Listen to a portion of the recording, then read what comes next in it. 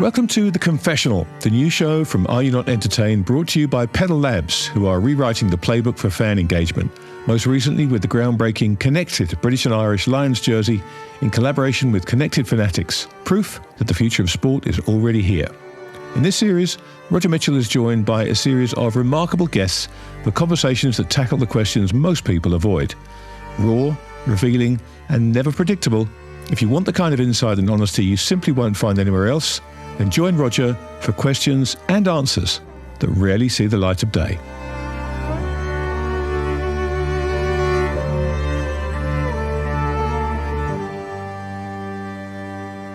Hello everyone, I'm Roger Mitchell and this is The Confessional. Today we have got somebody incredibly special because Peter Hutton is probably, and I think this is true to say, this probably the most respected and liked executive in the sports and media sector. He is of my generation, so a lot of that comes along with just being around for a long time. But Peter is known and respected by everybody. He's worked for so many of the companies that have defined this 30-year bull market, including latterly the platforms with his work at Meta.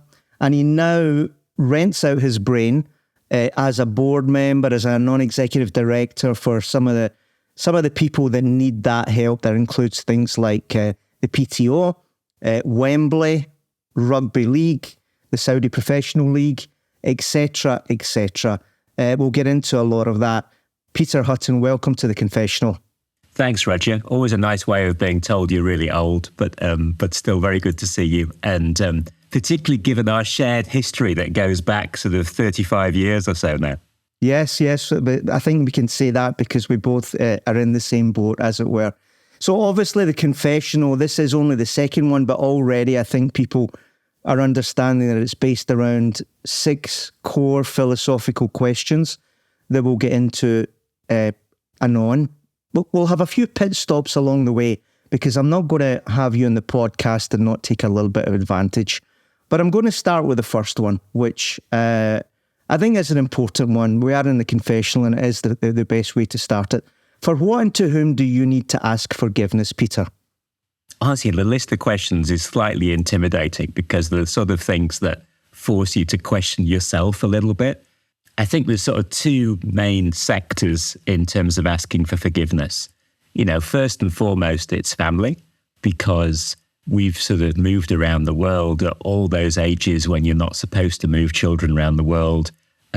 Certainly hindered my wife's career by doing so as well. So, you know, that would be sort of one of the things. You know, we've been really lucky. We've lived in India, in Dubai, in Singapore, in Paris, in the US now, and lots of positives for that. But I think, you know, when you do that sort of career, you're aware of the negatives to it. I remember David Zaslav, when I left Discovery and joined Meta, was like, you're doing the wrong thing by your 16-year-old. You know, you're taking him out of school in Paris, you're making him move into the US system. And, you know, these things do have a negative as well as a positive. I think overall, hopefully very positive for them that they've traveled all over the world, they're good with languages, that they can cope with all sorts of different people. But that's one thing. And then I think the second one in terms of asking for forgiveness is when you leave a job, you leave people behind. And you know, you appreciate that can be quite unsettling for them. And thankfully, you know, most people come out of it and end up in better jobs and better roles and all the rest of it. But I think you're always worried about, you know, by making what is the right choice for you, is that always the right choice for everybody else? Let me ask a couple of things on those 2 answers. Your son, who's the person you referenced there, he's recently graduated, I think, from Cambridge, as you did. What's your relationship with your son? Tell us about fathers and sons. How does that work? So 2 sons, 21 and 16.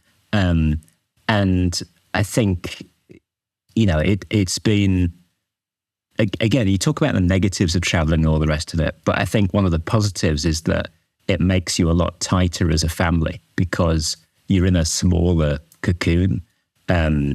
And, I think that relationship therefore becomes a lot more important. Delighted that Sam sort of followed in my footsteps in some respects in terms of Cambridge and coming out the other side.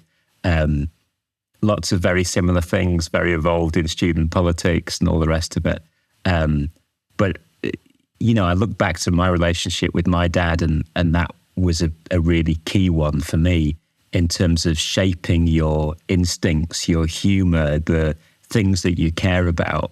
I remember being really affected by a presentation that Nuria from Man City did about how the things that you love between 10 and 14 are the things that stay with you for the rest of your life. And that's an era where your dad is really close to you. So in many ways, they shape a lot of your instincts for your future life. And I think it's fascinating to see that sort of work its way with my two boys, just as it did with my dad and me. Do you think, that famous joke that a mother and her daughter can stay on the phone for 2 hours and talk about pretty much nothing, and a dad and his boy will say 10 seconds and chat, everything okay, and that's the end of the conversation. I must admit, I struggle a little bit with all of this. I don't struggle with it, I enjoy it, because there is an unstated situation that's clearly very, very strong, like you've just explained with your dad. But do you find at the same time there's always also a little bit of competition that, the younger male has to replicate what the father did? Do you find that he's intimidated a little bit by both of them, about intimidated by what you've done in your career? I don't think so. I think they're clearly going to go down different paths. I don't see them working in the sports or the broadcast industry. But I think one of the key bits is that ability to keep talking, through a period where, as you say, like a father and son can end up grunting at each other very easily. And I remember loving that bit in Nick Hornby's Fever Pitch where, he basically had no relationship with his father, but sitting next to him at an Arsenal game every week brought them together, and it gave them some sort of shared language. And I think it's really important to have a shared language, a shared experience that sort of sees you through peaks and troughs, because, you need to be able to convert on a really basic level about something that you both really understand. And I think sport is brilliant for that. And, again, you look back on sort of my travels around the world, and one of the great things is the fact, you walk into a strange room in a strange country and suddenly there's a sporting connection, and that allows you to build that bond, whether it be familial or whether it be with people you meet around the world. I think, I did a crazy thing in 94 where I moved to India, really knowing nobody and very little about the country. And then, I land in small towns to film Ranji Trophy cricket matches. And I see guys that I've recognised from the Bradford League back at home. And all of a sudden the connections build and the stories build, and you're accepted as someone that has that sort of shared knowledge, and that's a really strong foundation to build on. So when you say the bond, is Derby County playing that role for you and your sons now? It is or not? It's an important bond, and we've steered them through that difficult period where they could have gone the other way. That my wife worked for Manchester United soccer schools when we were growing up in Dubai with the kids, and she was banned from bringing any Manchester United merchandise into the house. Good man. On the basis it could have influenced sort of young minds. So, yeah, the Derby bond has stayed solid, which is good. At least they understand that bit's not negotiable. And did they understand who Brian Clough was? Did they understand what all of that was about? Yeah, I think, again, it's not their time, it's not their period. But if you're a Derby fan, there's very few periods that you sort of harken back to. So, you go to a game there now and it's still Roger Davis and Roy McFarlane sort of centre stage at the club. And there's a history there that matters. It may be in a way that a club that's had more recent top flight successes wouldn't hold on to that. But yeah, it's very much central to the Derby story. That's great. Let's take a gear change on something else you mentioned on the first question, Zaslav, who is the chief exec of Warner Brothers Discovery. Now, he's right at the centre of what is all the turmoil in our sector just now. He's taken on and taken on a group that is, through merger, holding a lot of debt, and now he's doing a lot of things to try and get rid of it at the same time as our business models and media are all changing. What's your view about how he's going ahead on that, spinning off the channels, everything that, you've got the experience to have a commentary on how he's approaching what seems to a lot of people, including me, an almost impossible job? Yeah, I think, first of all, I think worth saying, I think he's a really decent individual, really looked after me and the family well, took an interest. And, I think the sort of portrayal of him is often a bit two-dimensional, whereas, he's clearly got a lot of skills to do what he's done and get to where he is. I think a lot of the stuff that I see now is fascinating to me, in that even, going back to Eurosport time, which is now, 6-7 years ago, when I left, he was talking then about the valuations of streaming companies compared to broadcast companies. And he's clearly got an obligation to maximize that valuation. And the latest switch is really something that was being discussed even then, which is, how do you unlock the value of their streaming business while at the same time being a legacy broadcaster?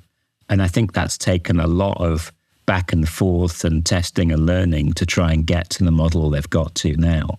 And a real challenge. I mean, you've written and talked at length about the problems of the broadcast industry, but it still delivers so much free capital that very difficult for a very successful business like that to innovate and to change while you've got the interests of shareholders predominant.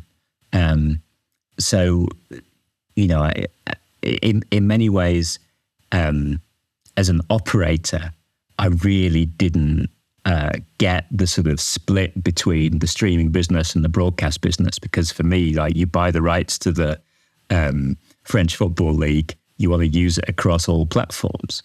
And therefore, it feels very counterintuitive to split the two off.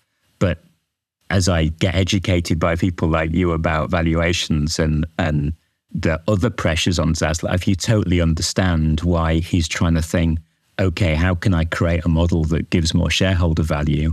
And therefore, I need to unlock a streaming valuation as opposed to just a broadcast valuation. Let's continue on that a little bit, because we in our sector, and we mentioned at the top, joking a little bit, we've been around a long time, you and I, Peter. We saw this sector grow incredibly quickly around an idea of exclusivity of the live game. My question to you is this one: is that still the pillar on which we will build sports media? Are we more in the world of ubiquity now as opposed to exclusivity? Is that where the value is? Yeah, and I think it's important to say that the value isn't necessarily as much about the live game anymore. You are a fan, you are a consumer 24/7 every day of the year, regardless of in season and out of season. So you look at some of the deals that have been done recently, and you can see the direction of travel where, you're still getting the predominant amount of your money from exclusive live game experiences, but you're opening up the windows to different ways of consumption. And you clearly need to do this for a variety of reasons. If you're to find new fans, you need to be on the platforms where those new fans are. If you're to retain your income, you need to think about those more conventional fixed money, guaranteed income deals as well. But I think the first change is to think my content is not my live game. My content is everything to do with the lifestyle, the community, the players, the influencers. You've got a much wider basket of content, and you need to think about the whole basket of content, and you need to think about every day. And that's why, social media is so important. So much about speaking directly to your fans is important, but also spreading your content out so the best people are telling your stories in a way that develops an emotional hook with your audience. That's just so profound, and it's really difficult balance to find. It is a little bit an innovator's dilemma, as you've said. But let me ask you something that, okay, you say I write a lot about this, but you know me, Peter. I don't have any certainty on this more than anybody else. It may seem that I do. There's some moments that you go and you say, look at all these new streamers and all these new platforms, and they all need to find some element of sports rights because it's the only thing that drives X, Y, and Z, reduces churn. And you can come up with a very bullish case, and you can look at the UFC deal, you can look at the NBA stuff, and you say, we're going to be fine. And then you look the next day at some other situations. I won't name them, but there's a lot of sports rights holders that are scared. They're scared because they're not getting a bid. Tell us how you see it, because there's nobody better to have a view about how these two things are reconciled. It is a fascinating time. And I think one of the things that, I had like a massive learning period at Meta, but one of the things that I clearly learned was that you test, you learn, you look at the data and you pivot. And that's clearly the Meta philosophy.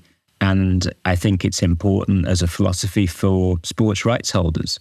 Those deals of 10 years with a broadcast partner that all your games will be in one place, you know what you're going to get for 10 years. Those clearly make no sense anymore, both for the broadcaster and for the rights holder.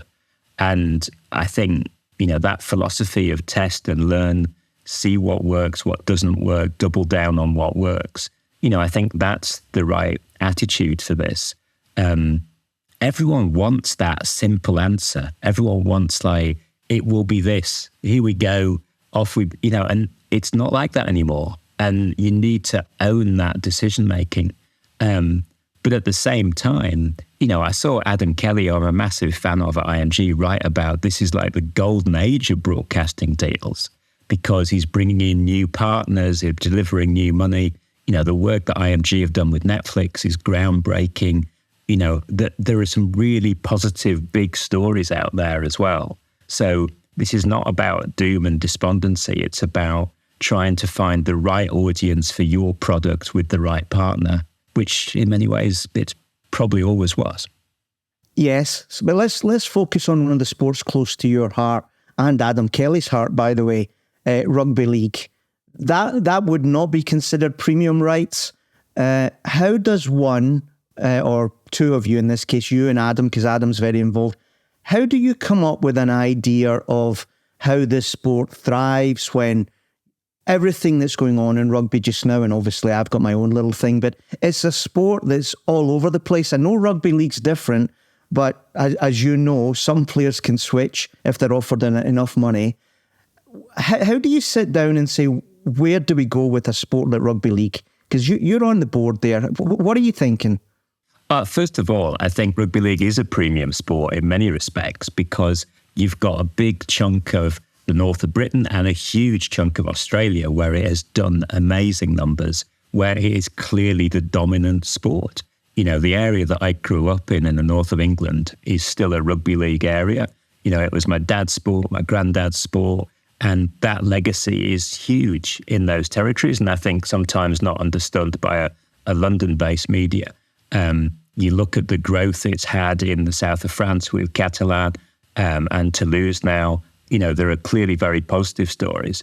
And the Australian example is unbelievable. What the NRL have done in terms of created this huge money-making machine is an amazing storyline that they deserve a huge amount of credit for. So, I think there's a lot of positives with the game.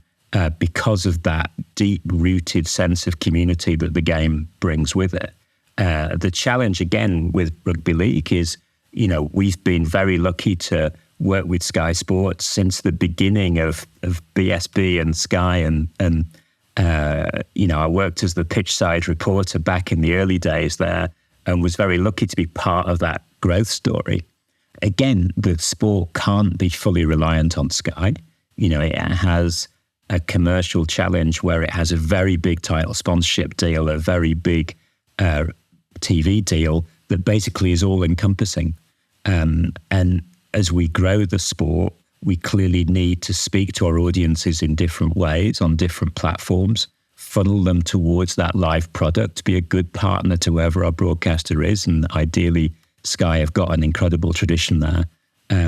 But yeah, good example of a sport that needs to question itself and think, okay, what do we need to do for the next few years?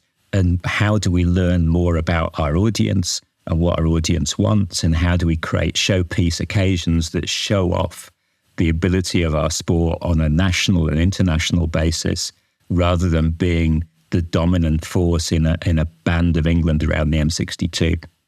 Let's move on to the second question in the confessional. What's the deal you wish you had never done, Peter? I clearly think there's probably quite a few contenders. But the one that stands out for me is probably we bought a Bundesliga deal when we were at Eurosport. And, not my deal personally, but I was clearly heavily involved in it, and it didn't work. And it left Eurosport with a loss for quite a few years.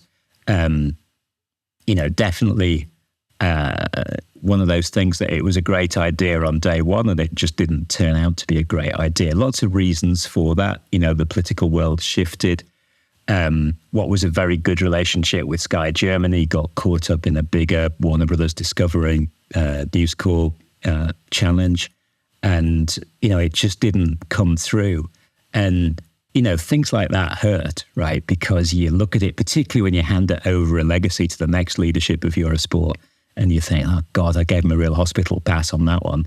But, sometimes it doesn't work. Thankfully I've been lucky and lots of things have worked, but those ones that don't, they definitely stay with you.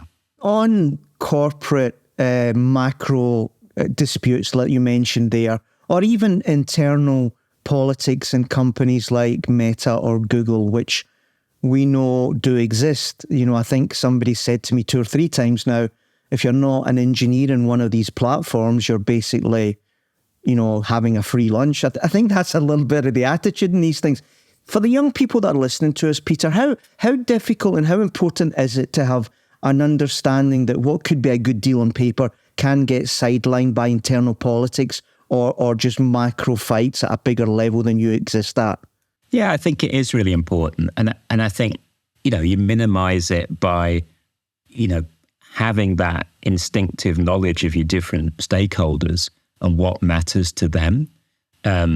Because it's very easy to rationalize something in your own brain because you're like, okay, input A says this and therefore I'm going to output B, But that's not the way that it works in a big corporate organization. And, I'd come up through making lots of small and practical decisions. I love my time at 10 Sports where we had like 100 people, one owner. It was a really simple decision-making world. And then from there sort of moved into Fox and Discovery. And it wasn't a simpler decision-making world. And that was definitely a big education. And, you fight your own corner in those things. But I think you very quickly get a sense of your own importance, or rather lack of importance, in a huge organization like that. And one of the reasons why when I joined Meta, I basically got offered the chance of like, you could do this out of London or you could do this out of California. I very quickly said, look, California, I want to be nearer to the decision makers so I can understand their motivations better. Because I think both at Fox and Discovery, I was in a district office, and district offices are not always the best places to be in if you really want to get corporate support. Last time on this show, Elliot Richardson talked about doing something because somebody had annoyed him and he wanted to prove them wrong. When I was doing my research for this, I came across this. So you, like me, started as a sports commentator. We were actually both at what started off as BSB and then became Sky B. I'm reading this here. You were at Sky, you tried to get involved on the right side because obviously you've got all the brains to do that. And you were basically told, stick to being a presenter and you just said, tell you what, I'm off. How much is that little kind of like what the Italians call amor proprio, that pride in yourself, how much is that a driver to really get to where you've ultimately got to in your career? It's a good question. And, that experience at Sky was, maybe not quite as dramatic as the way you described it. And, I definitely did do that. I went into the people dealing with rights at that point and said, look, I've got some ideas. How can I learn? How can I be part of this? And was basically very politely told to stick in my box. I definitely had a bit of that attitude growing up, in that I went off, tried lots of different things, and believed that I could make things happen. Maybe that's also a bit youth as well as arrogance. It definitely sort of helped sort of make me make difficult career decisions very quickly. And that, like, okay, I'm doing this.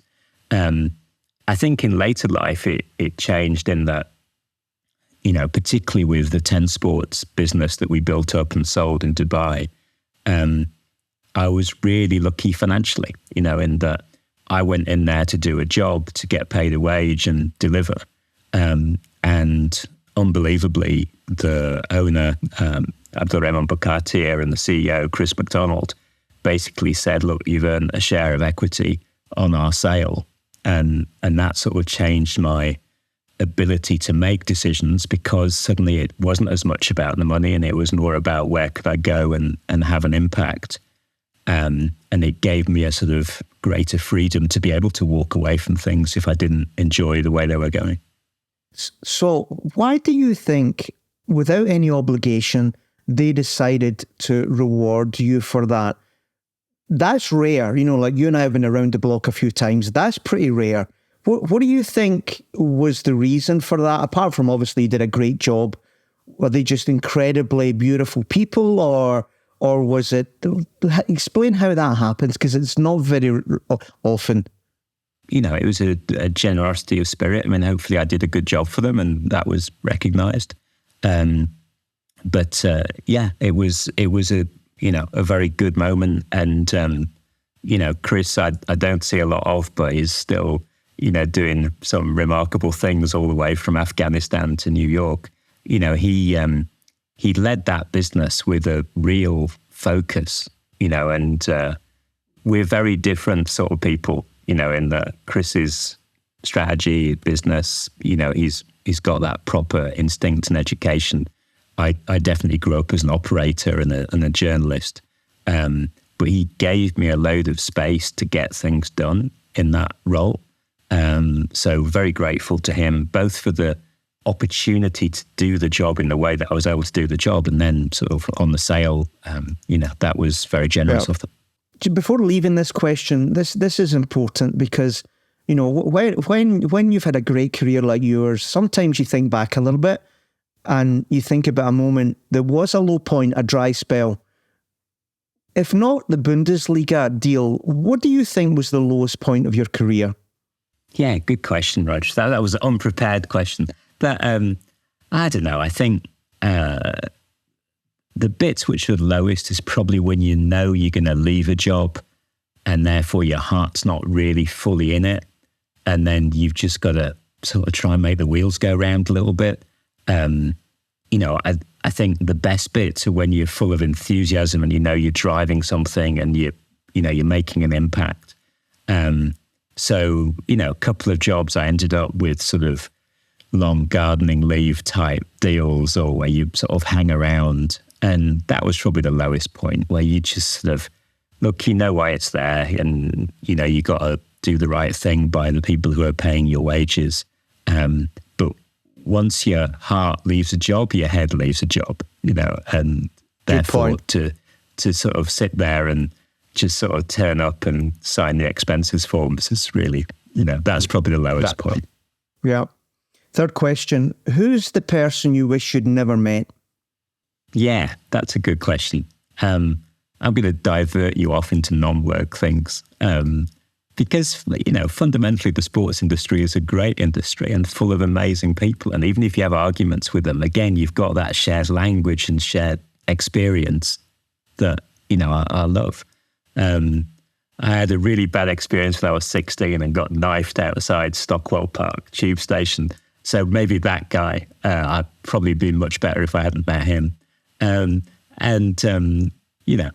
would be my divert. I genuinely think I've been really lucky to meet some amazing people in the sports industry, and not necessarily the people that, you sort of go into it thinking about, which is the stars and the presenters and the rest of it, but just good people, like people who work in normal jobs, but, look after you and care about you. Well, I'm going to continue on this, reading something out that I do my research for this. So I asked a few people, tell me about Peter Hutton. Here's a quote. Peter is a master networker, but in a completely different way from many others in this industry. No flash. He disarms people, but he's unbelievably intentional with building and maintaining his massive network. The best example is he always sends a little note to anybody with a new job or just done a big deal. These people are so touched, and you hear it all the time. They'll tell you, I got a nice note from Peter. What I want to ask you is, how important is operating like that? Not just in terms of being a nice person, but how important is networking in a certain type of networking? You do it with incredible humility. Others do it less so like that. I think this is a world now, and young people will understand this. They'll be trying to get a job. They don't get a lot of replies to applications they put in, and ultimately a lot of jobs are sorted by somebody that knows somebody and everything like that. How important is networking, and what would your advice be, apart from this quote, to do it well? Yeah, I don't know. I genuinely, I'm not like a purposeful networker in many ways. I like sending people notes, that's true, because I like other people succeeding. I genuinely get a kick out of seeing that the people that I've worked with doing well.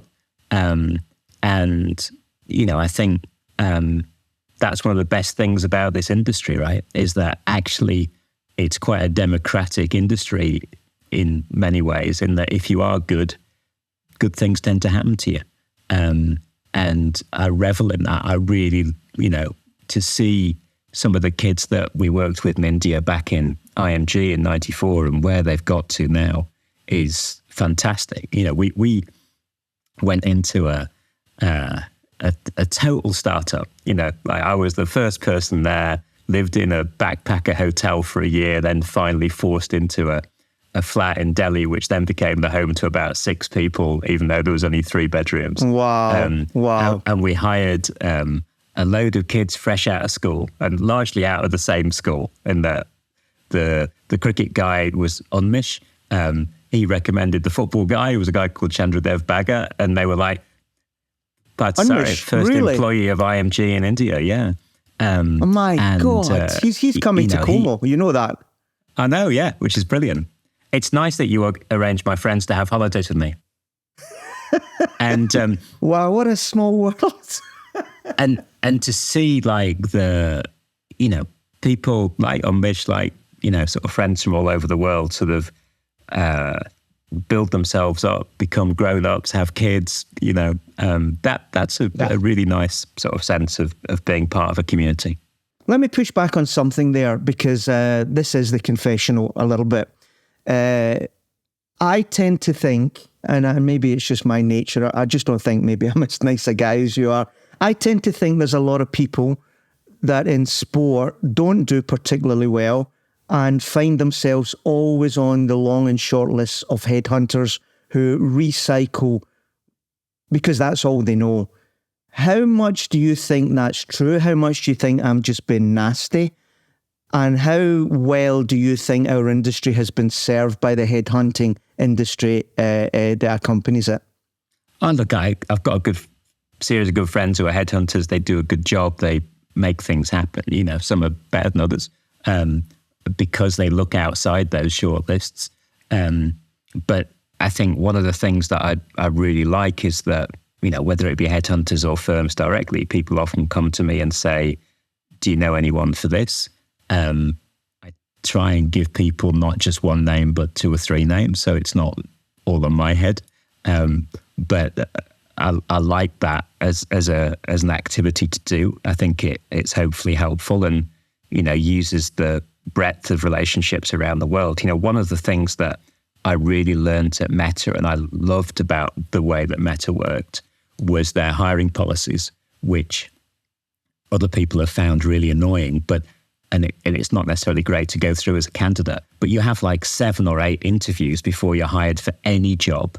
But what I really liked about it was the fact that the people who were at the same level as that job were doing some of those interviews because they genuinely understood the job, So, there's lots of high examples of that. The lowest example is if you are hiring an assistant to someone to organize their office, the other assistants would interview them. And they obviously understood what the job really was much better than some senior manager who's sort of judging you on a CV and a smile. And I loved that sense of process was brilliant, and stuff like that at Meta was where you really learn because, the sports industry is very good at sort of giving backdoor entry to people into jobs and hiring from a very small pool of talent. And Meta was sort of intentionally designed to stop that happening and to make it not one person's decision, but a group decision to bring someone else into the team. And when that person arrived in the team, they actually already knew 8 people because they'd all interviewed them, and that sort of hopefully sped up the process as well. Great. What trend do you think you missed or were late for in life, Peter?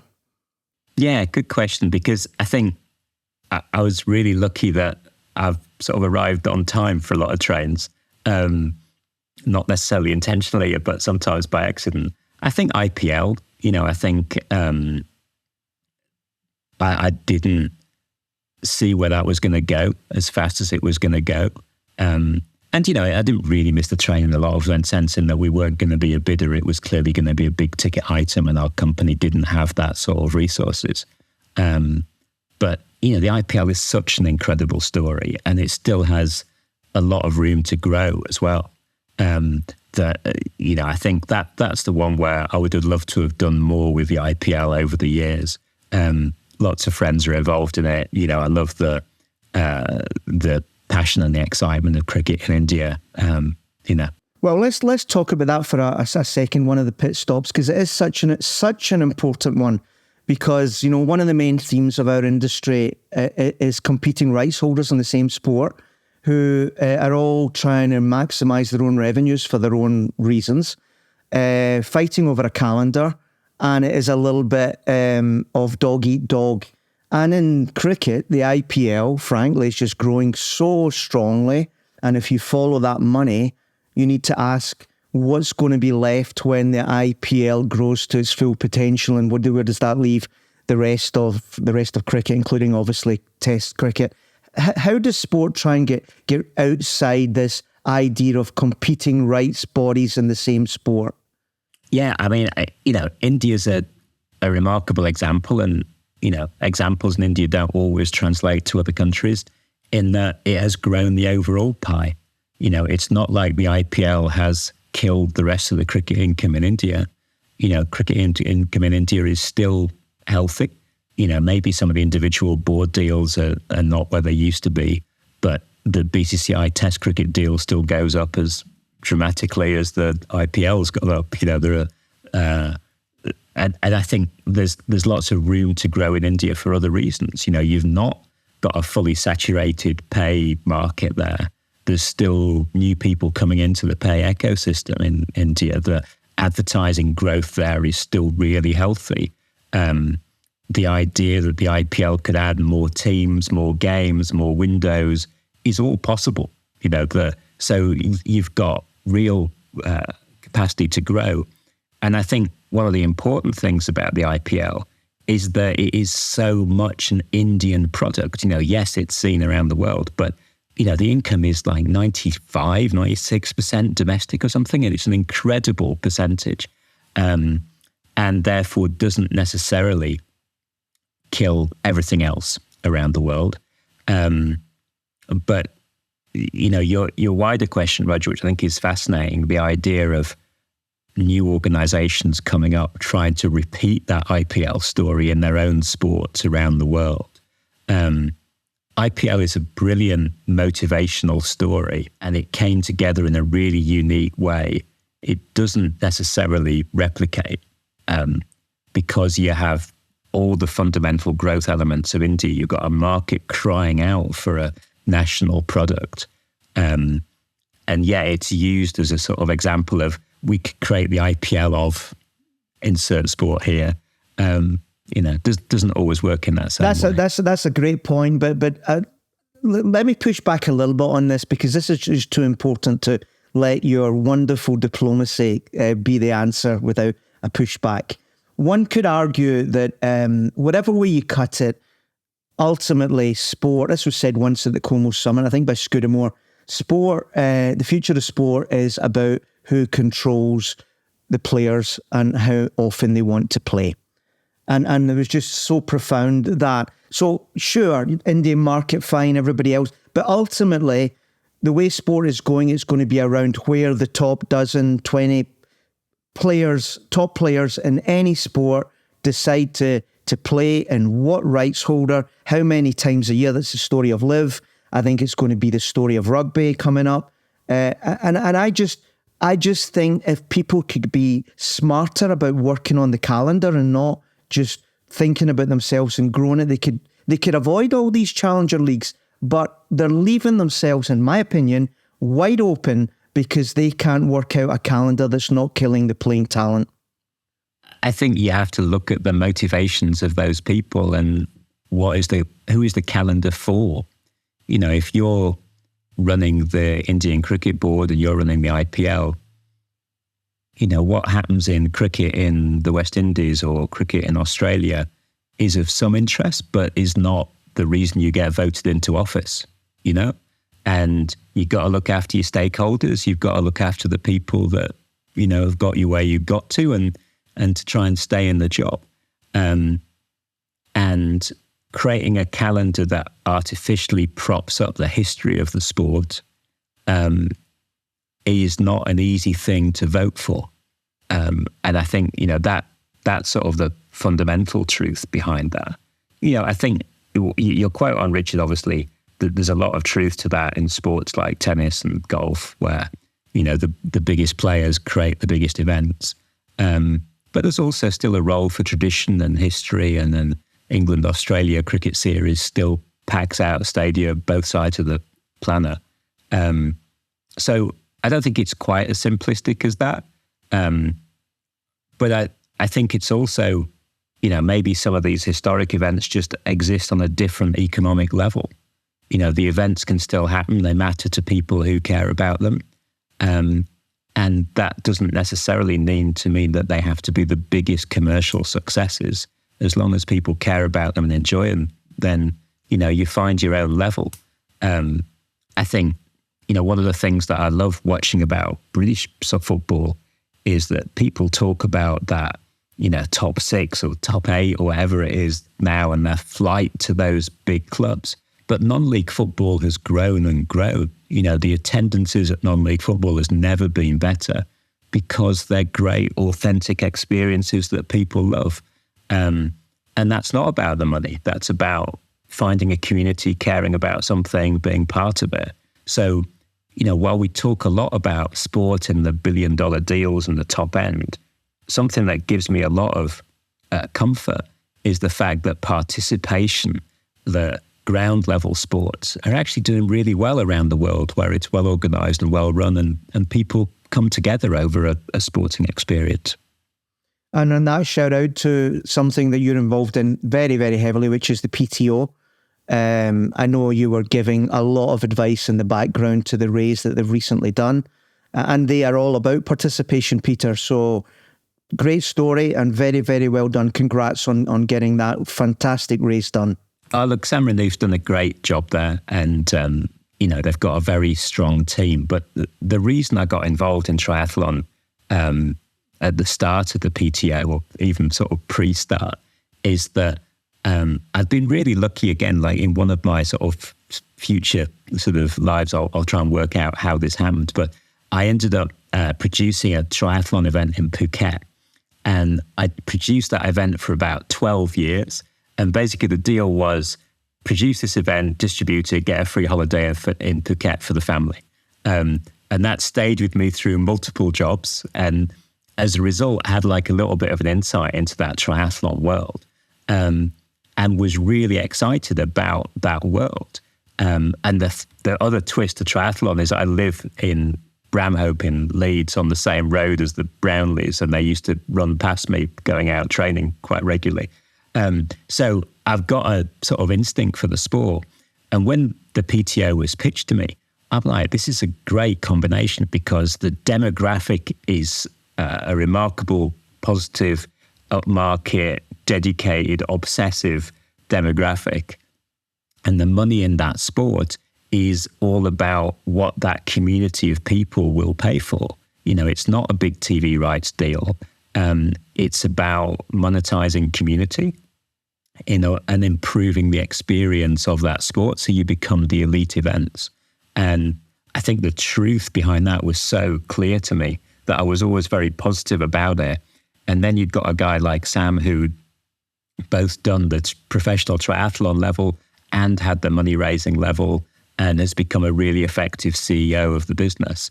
And I love that ambition and the story. And, you know, Roger, for you to be telling the story about PTO so regularly as well is great because I think we should share that idea that sport shouldn't just be about trying to find the big TV deal that pays for everything. There's got to be a more sensible way of it raising money.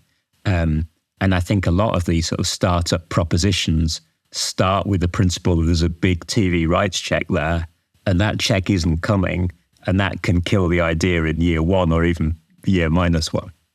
Just, I wasn't going to ask this, but that's just such a great answer. Let me ask you a very quick question in the pit lane.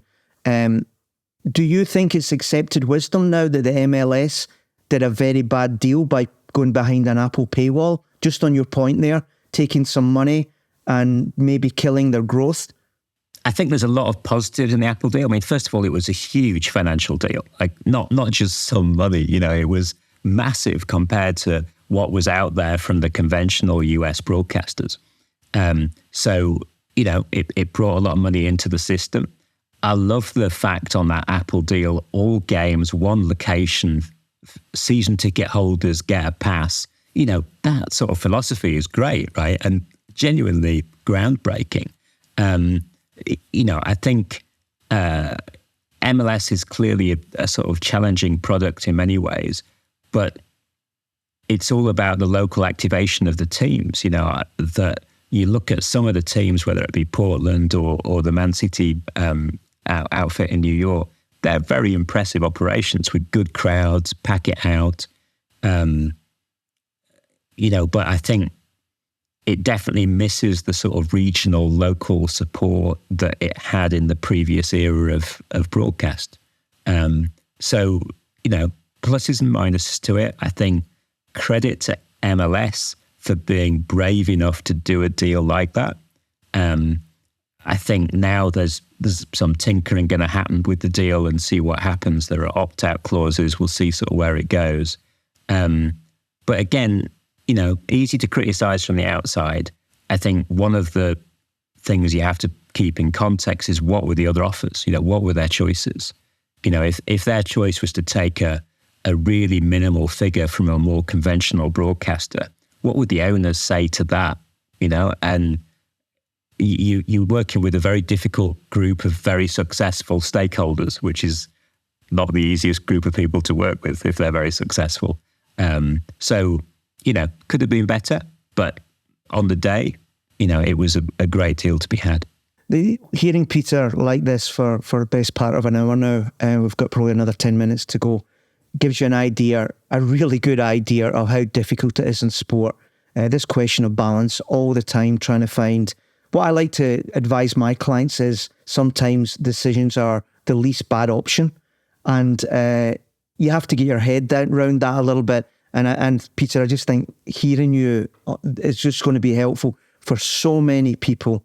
I'm going to move on to question 5 now. What sliding door were you just in time for? Oh, look, I was really I could, like, when I saw this question coming, I'm like, okay, I've like too many options, right? Because the first sliding door was just getting my break in radio, right? You know, where my school said, you know, you've got to go do 2 weeks work experience. Where would you want to go? And I said, I want to be a sports journalist. Could you get me into BBC Radio Leeds? And Harry Gratian, who was the sports editor at that point on radio, just out of a teaching career, he let me follow him around for 2 weeks. At the end of the 2 weeks, he said, look, you clearly know your sport. Do you want to report on a game? Did it from a phone box in a pub in Bingley next to the Bingley cricket ground. And after that, I just kept going every weekend. So that was a major piece of luck. Joining BSB as you did in 89 was massive. You know, the first sports channel in the UK, incredible array of talent, you know, and Vic Wakeling hired me as a journalist to work on the Sports Centre programme that he was the news editor of. And Gabriel Clark was my flatmate, Nick Collins was there, Gary Cotterill, Jeff Stelling, Alistair Waddington, Ian Condren, like amazing talent that Vic brought together. That was, you know, obviously the business collapsed in a year and we all got fired, but Vic thankfully came out of the wreckage, went to Sky and basically took most of us with him. So that was a big sliding doors moment. Then Football Mundial, working for Jerry Harrison in 93, sort of took me around the world, which was, you know, fantastic experience. 94, you know, I go into Bill Sinrich's office in London at IMG, and I just worked on the Soccer World Cup in the US. And I said to Bill, look, it's been great, but I feel like I've had like a year on the road. I want to go and live somewhere, and somewhere interesting. And he said, well, there's a 3-month cricket contract in India coming up. Do you fancy going and working on domestic cricket? You know, are you comfortable living in India? And I'm like, yeah, you know, that'll be fine. And obviously I'd never been to India. I'd literally been to an Indian takeaway. That was as close culturally as I'd been to at the time. And Bill gave me that amazing opportunity. And 8 years later, I was fundamentally still there. And, you know, we created this huge business in India by arriving in India just as all the private companies were allowed in, as Star and the ESPN were fighting over the territory. You know, that was an incredible piece of timing. So, yeah, you know, I've had a few good sliding doors moments. Well, yeah, I always say this when people say I got lucky or, you know, I don't know how that happened, but it's never luck. I'm going to ask something serious about this because you alluded to it there. The willingness to embrace new situations, risk take, if you want to use that phrase, live cross-cultural. You've done it in India, Dubai, you work with the Saudis now, obviously Silicon Valley, you told us about earlier. Tell again the people that are listening, how important is it, especially when I would say you're before 30, that you have an attitude of saying, I tell you what, I'm going to go for it here. How do you, looking back now, Peter, much important do you think that was for you? Oh, it was everything, right? You know, and you know, and that's not to decry people who said, okay, I'm staying in Leeds, I've got a good job, my family's around me. You know, that's their choice. And it might have been a bit more sensible for me to have done that maybe. But I just think, you know, those first few years before you've got kids, before you settle down, you just grab the experiences that you can, right? And, you know, not everything's going to work, but if you're good and it goes wrong, you'll find something else, you know, that have faith in your own ability that, okay, I can learn, I can fail, I'll bounce back, I'll do something else. That's really difficult for a lot of people to get their head around. And clearly it's easier if you've got economic independence before you make those choices. But, you know, I think the value of taking those gambles and also just don't have a career where you think, if only I'd have tried this, you know, that's a really sad thing to carry with you for the rest of your life. That is such a great lesson. Last question, and you have answered that a little bit here, but I'm going to ask it. What person do you owe most to in life, and you probably didn't tell them enough how much you appreciated it?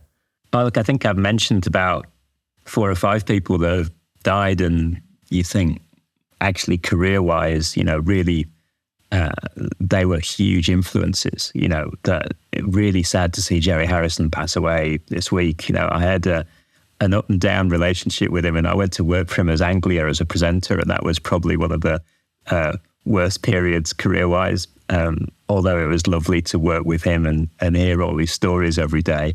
And then I met up with him again for Foot Mondial, and he was just inspiring, and the fact that you got a guy like that had worked all over the world, done every sort of major commentary and experience, and he sat in edit suites at 2 and 3 in the morning, sort of tinkering with your scripts. Standards. And, Standards. Just brilliant, right? Yeah, his standards were superb, and you learn a lot from that. People like him, Vic Wakeling, Tony Delahunty back in radio, Bill Sinrich, who was definitely a Marmite character, but, was transformative for me. All those sort of guys I owe a lot to. But again, I'd go back to my dad probably. My dad basically brought me up as a single parent, took me around sports events for years and years, and ferried me around my early days as a radio reporter where I couldn't drive or anything. So he was my taxi, and gave me that love of sport and that instinct for sport that really has shaped everything since then. He's the one that you'd always want to talk to again. How long is it since he passed away, Peter? How far did he see of your career? It's about 3 years now. And amazingly, the last thing that he did before he was taken into hospital is he came to a night in Leeds where basically it was like a This Is Your Life thing that Digital Sports North did for me. And he sat in the audience and listened to that. And that was really special for him to be there. That's just beautiful, Peter. I was going to ask something else, but that's the way to finish it. Listen, thank you so much for coming into the Confessional and giving people an idea of why you're sought out by everybody in the world for advice, that the kind of thing we've heard. Listen, my friend, I'll see you in Como. Until then, take care, and may your God go with you. Thanks, Roger. See you soon.